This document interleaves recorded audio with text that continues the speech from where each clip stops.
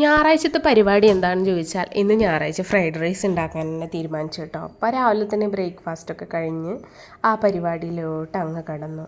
അപ്പം അതിൻ്റെ ഭാഗമായിട്ടുള്ള ചിക്കൻ ഫ്രൈ ചെയ്യലാണ് കേട്ടോ ഈ കാണുന്നത്.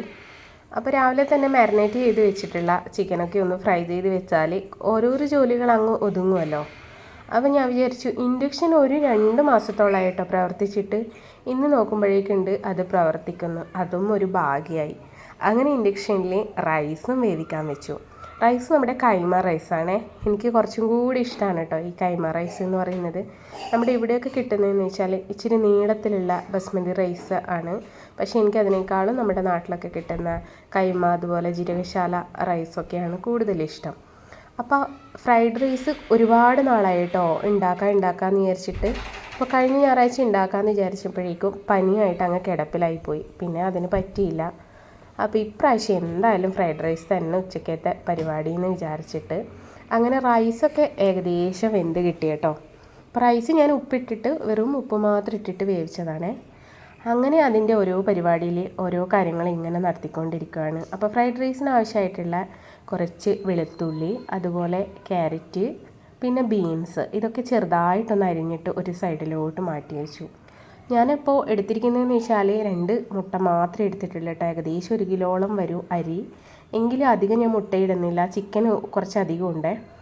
അപ്പോൾ മുട്ടയൊന്ന് ഇങ്ങനെ സ്ക്രാമ്പിൾ ചെയ്തിട്ട് എടുക്കാമെന്ന് വിചാരിച്ചു. അതിൽ കുറച്ച് ഉപ്പും കുറച്ച് കുരുമുളകും ഒന്ന് സ്പ്രെഡ് ചെയ്തിട്ട്, അപ്പോൾ നമ്മൾ ഉപയോഗിക്കുമ്പോൾ എപ്പോഴും റിഫൈൻഡ് ഓയിൽ മാത്രം ഉപയോഗിക്കാൻ നോക്കുക.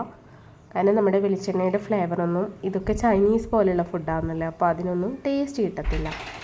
അങ്ങനെ നമ്മൾ അതും റെഡിയാക്കി വെച്ചു കേട്ടോ. പിന്നെ വേറൊരു പാത്രത്തിലാണ് ഇത്, ഞാൻ പുതിയതായിട്ട് എടുക്കുന്നതാണ്. 3 വർഷമായി നാട്ടിൽ നിന്ന് കൊണ്ടുവന്നെങ്കിലും ഇപ്പോഴാണ് അതിനൊരു സമയം കിട്ടിയത്. അങ്ങനെ അത് അടിപിടിക്കോ എന്തോ ഒന്നും അറിയത്തില്ലല്ലോ. അങ്ങനെ നമ്മൾ ഫ്ലെയിം കൂട്ടിയും കുറച്ചിട്ടൊക്കെയാണ് കേട്ടോ പരിപാടികൾ. അങ്ങനെ ഞാൻ അതിലോട്ട് നമ്മൾ റിഫൈൻഡ് ഓയിൽ ഒഴിച്ചിട്ട് ക്യാരറ്റും അതുപോലെ ബീൻസും പിന്നെ ഗാർലിക്കും എല്ലാം കൂടി ഇട്ട്, പിന്നെ ചിക്കനും നമ്മുടെ മുട്ട സ്ക്രാമ്പിൾ ചെയ്തതും എല്ലാം കൂടി ഇട്ട് കുറച്ച് കുരുമുളകും കുറച്ച് ഉപ്പും കൂടി ഇട്ട് എല്ലാം ഒന്ന് മിക്സാക്കി എടുത്ത് കേട്ടോ. ഹൈ ഫ്ലെയിമിലിട്ടിട്ട് വേണം നമ്മൾ ഈ പരിപാടികളൊക്കെ ചെയ്യാനേ. അപ്പോൾ അടി കത്തുന്ന പാത്രമൊക്കെ എടുക്കുകയാണെങ്കിൽ ഒന്നുകൂടി നമ്മൾ ശ്രദ്ധിക്കേണ്ടതുണ്ട് കേട്ടോ. പിന്നെ അതിലോട്ട് 2 സ്പൂൺ ഡാർക്ക് സോയാ സോസും കൂടി ചേർത്തു. സാധാരണഗതിയിൽ എൻ്റെ കയ്യിൽ എല്ലാം ഉള്ളതാണ് കേട്ടോ. കഴിഞ്ഞ തവണ നാട്ടിൽ പോകുന്ന സമയത്ത് എക്സ്പയറി ഡേറ്റ് കഴിഞ്ഞതൊക്കെ അങ്ങ് എടുത്ത് കളഞ്ഞു കേട്ടോ. പിന്നെ നമ്മൾ ഡിമാർട്ടിലൊന്നും പോയില്ല വാങ്ങാൻ വേണ്ടിയിട്ട്. അപ്പോൾ ഡാർക്ക് സോയാ സോസ് ഇവിടെ അടുത്തുള്ള ഒരു ഷോപ്പിൽ നിന്ന് കൊണ്ടുവന്നതാണ്. അതിൻ്റെ കൂടെ തന്നെ ചില്ലി സോസ് വാങ്ങാനും വിട്ടുപോയി.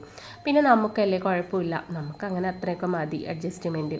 അങ്ങനെ ഞാൻ അതിൽ റൈസ് ഇട്ട്, ഈ റൈസ് എന്ന് പറഞ്ഞാൽ നമ്മൾ നന്നായിട്ട് ഇളക്കി യോജിപ്പിക്കണേ.